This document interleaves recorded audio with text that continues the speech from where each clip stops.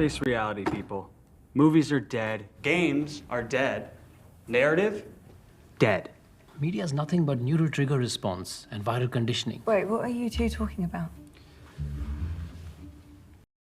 Okay, just watched a movie called Hard Truths. And not bad for me. It's not bad.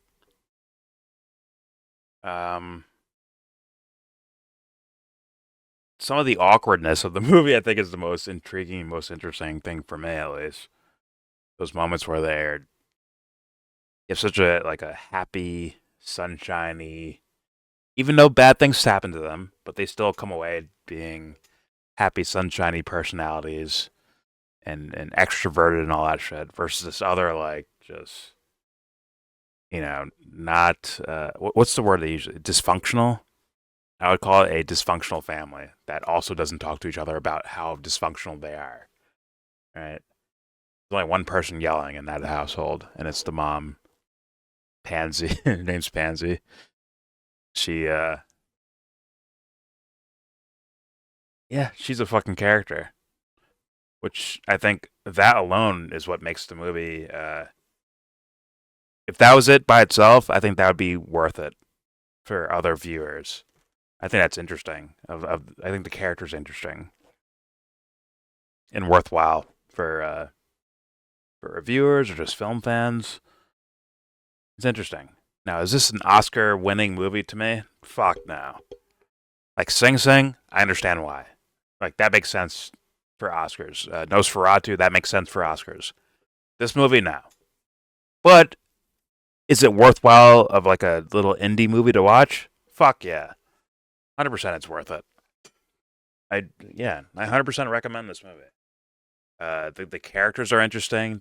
The dynamics of the characters and how they deal with each other is interesting. Especially about it being like two families, but it's split by the sisters, right?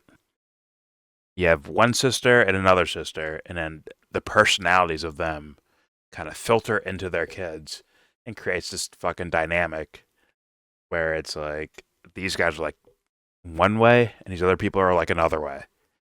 Even though they're sisters, somewhat raised together. I guess the oldest sister, Pansy, like raised the younger sister. So that's probably part of her frustration as well. Of like, I didn't get a fucking childhood. Like you did because I was taking care of you, but I didn't really get like a childhood thing. And it just trickled down to her family members and her kid in particular. The Cutley guy looks like he fucking gave up at some point in that marriage.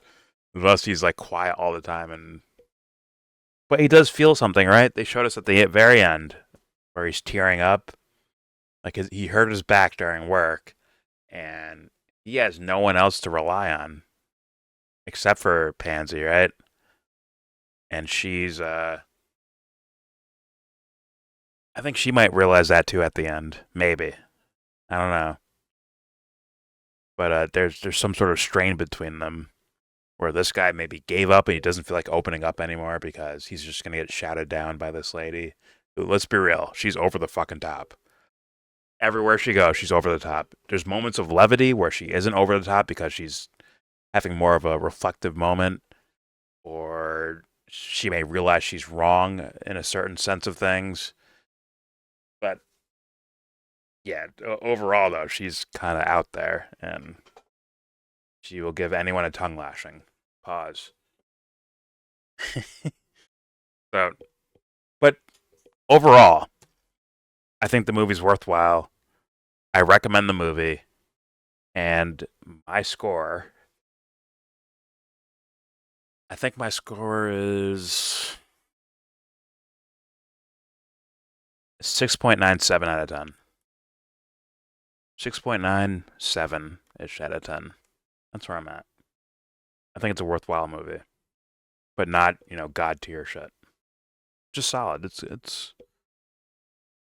I think it'll even keep the general audience. It'll keep their attention just by how outlandish the main character is. I think that alone would keep an audience interested. So yeah. Anyone else? Would you like to say anything about this movie? Yeah. Yeah, well, this movie, I think it was I do think I definitely recommend the movie for the main thing that I took away was so she does speak very sharply, and Yeah. that's um it's intense. She is intense with everybody. But I also took away that while they did that a lot, they also provided an enormous amount of time with white space, meaning like they didn't have dialogue in many parts, like long periods of Mm. time. It's almost like if you finish a scene and then you just continue it as if, well, just what would they do in real life? Just continue. Yeah. Just and uh and you kind of live some of their life like that. It That's what they're showing you is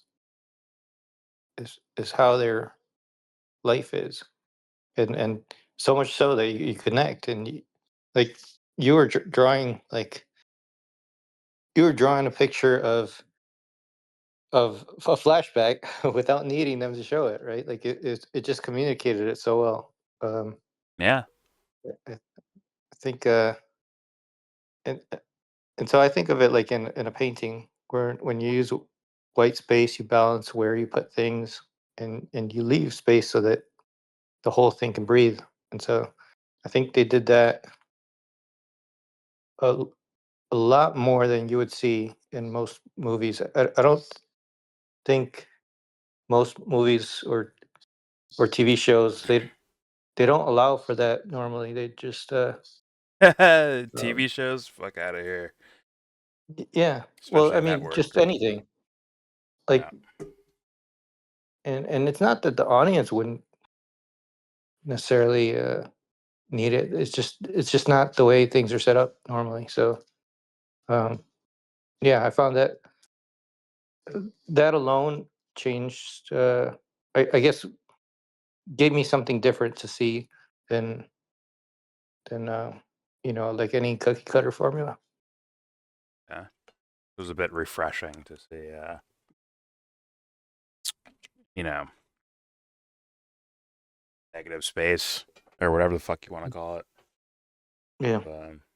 Because it builds its own tension just by seeing characters' emotional reactions to things without them saying anything. Yeah, that builds fucking tension. And I was saying it as we were watching. I'm like, oh man, like,